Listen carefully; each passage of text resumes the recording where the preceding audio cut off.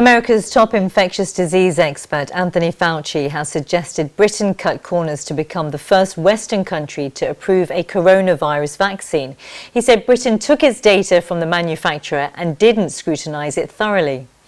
The US has recorded its highest daily death rate since the pandemic began, with close to 100 people infected every minute. There are warnings the next 3 months will be the most difficult ever for US public health.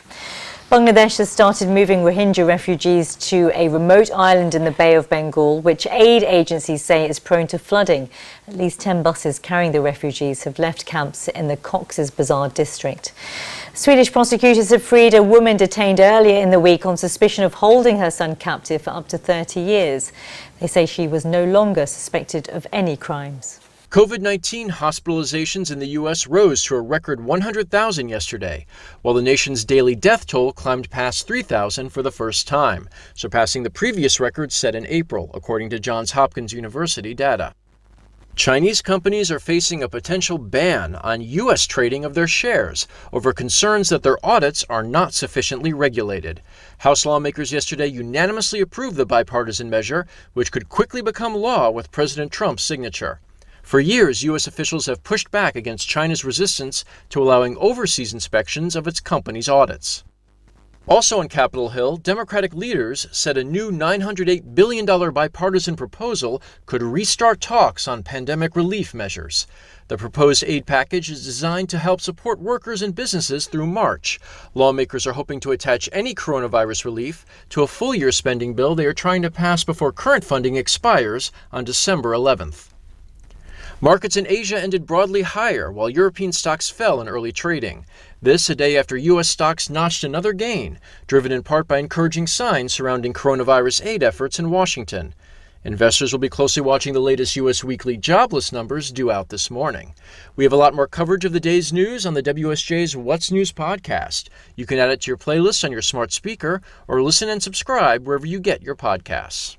We begin in western Japan. Officials in Osaka Prefecture are urging all residents to refrain from leaving their homes for any non-essential reason until the middle of this month. This follows a surge in the number of coronavirus cases with severe symptoms. It's getting harder to provide treatment to people with serious symptoms.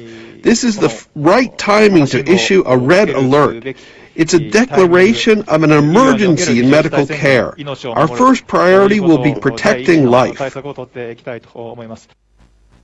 The governor says the occupancy rate of the prefecture's hospital beds set aside for serious cases is expected to soon reach 70%. Officials are already asking bars and restaurants in entertainment districts to close early. They've decided to keep that request in place until December 15th.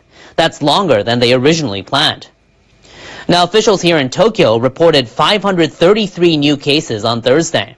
To date, the number of people who've tested positive in the capital has exceeded 42,000. 54 are currently in serious condition. Tokyo's hospitals have 150 beds for serious cases. The metropolitan government is asking them to increase that to 200.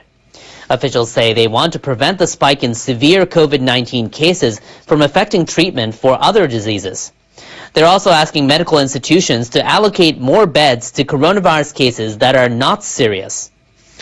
Some people with coronavirus complain of a loss of smell.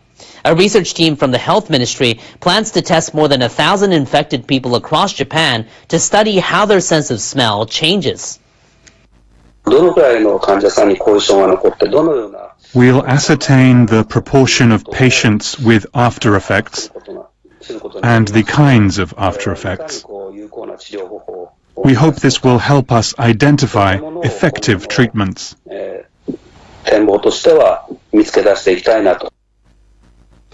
Authorities across Japan confirmed more than 2,500 cases on Thursday. Over 2,200 people have died since the pandemic began. The central government wants to revitalize the economy at the same time as tackling the virus. A subsidy scheme for domestic travel was due to finish around the end of next month.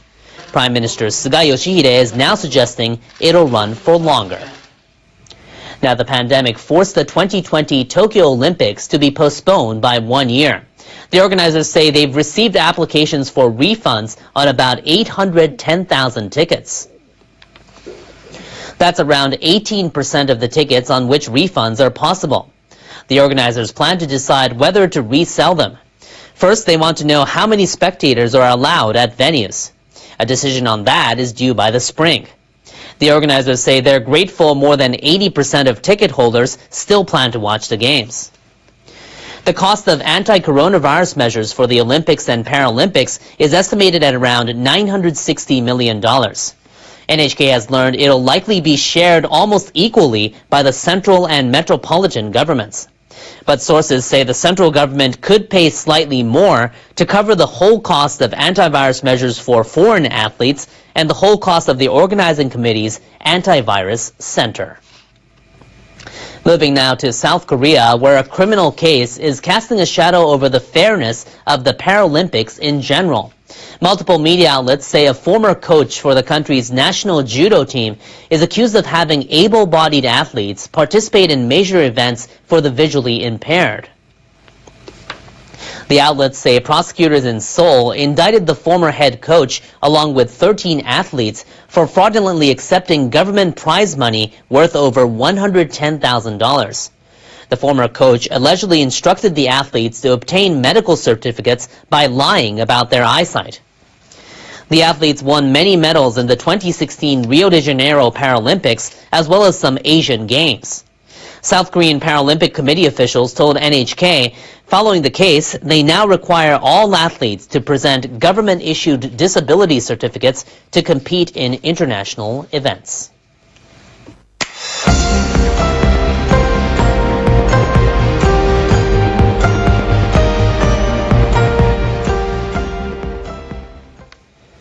Another major figure in Hong Kong's pro-democracy movement is behind bars. A court has denied media mogul Jimmy Lai bail while he awaits trial, saying he was a flight risk.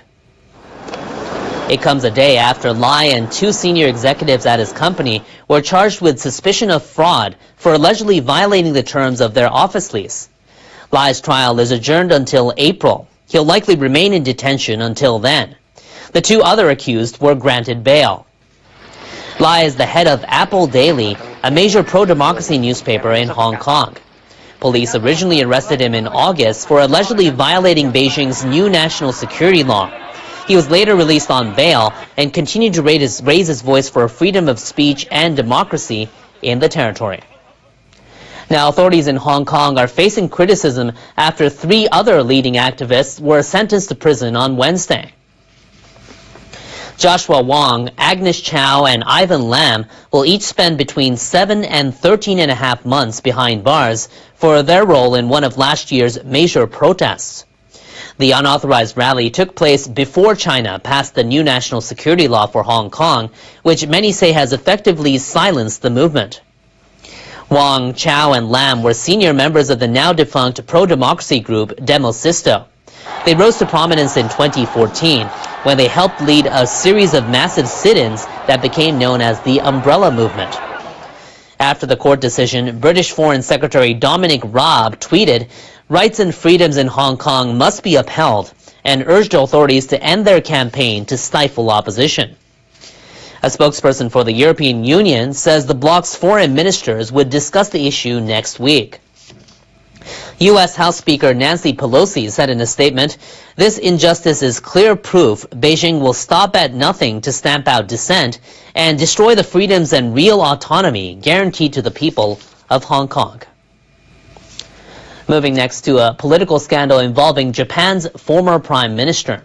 NHK has learned prosecutors are seeking to question Abe Shinzo over annual parties held for his supporters.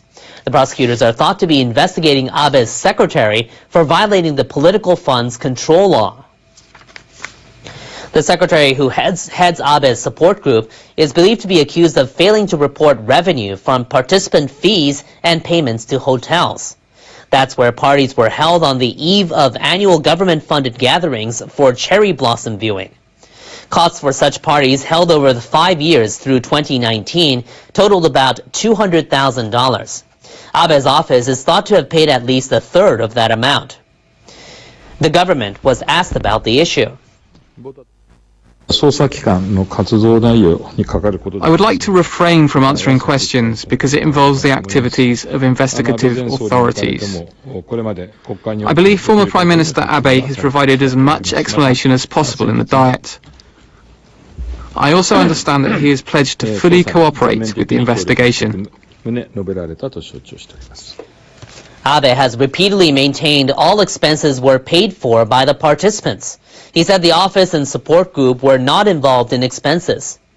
Sources earlier told NHK one of his staff responsible for organizing the party told Abe late last year there was no need for extra expenditure by the office. The sources said the staff member gave this misleading information to Abe because the office did not report income and expenses. They said the staffer put Abe in the position of stating something contrary to the facts in response to questions in the Diet. Opposition lawmakers are demanding that Abe respond to the latest allegations in the Diet. I think it's outrageous that then Prime Minister Abe repeatedly made false statements in the Diet. Also, Prime Minister Suga bears extremely heavy responsibility, as he served as Chief Cabinet Secretary at the time. Abe told reporters on Thursday he hasn't heard any requests from prosecutors for questioning. Prosecutors are believed to be preparing to question him on a voluntary basis after the Diet session ends Saturday. Officials at Japan's space agency are gearing up for a big weekend. The capsule from their Hayabusa 2 space probe is set to return to Earth. It's supposed to touch down in an Australian desert on Sunday. Hayabusa 2 made 2 landings on an asteroid called Ryugu last year. When it gets close to the atmosphere, it'll release the capsule scientists believe contains sand from the asteroid. Researchers will analyze the contents in hopes of finding clues about the origins of life. Researchers from JAXA are making final preparations to recover the probe's cargo from the desert. They're based in Woomera, a village near the landing site. A cafe in the village has a model of Hayabusa 2's predecessor on display. A capsule from that probe landed in the same desert 10 years ago. It's coming from space. It's just a whole thing, one piece now, coming to land in Australia. I'm excited. Local media are also starting to gather, including this filmmaker. I'm hoping it's a gigantic fireball and it's really exciting. It could be the start of a film. The capsule should re-enter Earth's atmosphere 12 hours after being released from the probe, landing early Sunday morning, local time.